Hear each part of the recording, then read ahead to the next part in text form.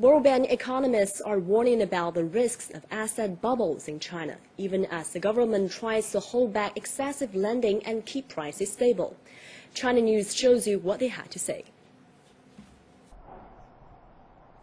Asset price inflation, or increases in housing prices in particular, is potentially very dangerous for China because they are self-reinforcing, made possible by very cheap credit.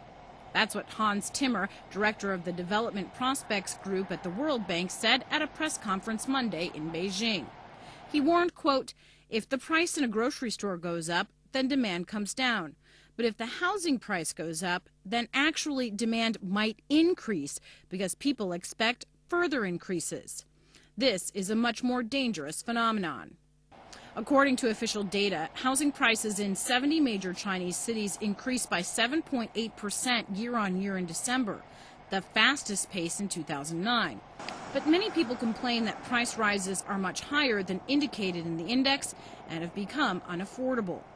Economists, meanwhile, are worried about house price bubbles bursting, which could affect the balance sheets of banks and the health of the overall economy. Timmer said, quote, "I can't say there are asset bubbles at the moment, but there's a risk. It is an area where you have to keep your eyes peeled." Dong Yuping, senior economist at the Chinese Academy of Social Sciences, added it is hard to say if bubbles have already formed.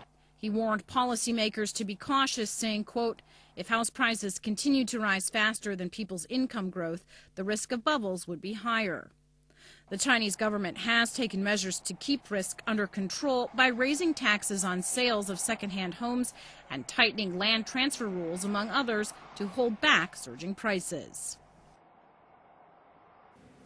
The government is also expected to tighten monetary policy to reduce the scale of lending and prevent liquidity-fueled inflation. Last year, lending increased to $1.4 trillion, almost double that of the previous year.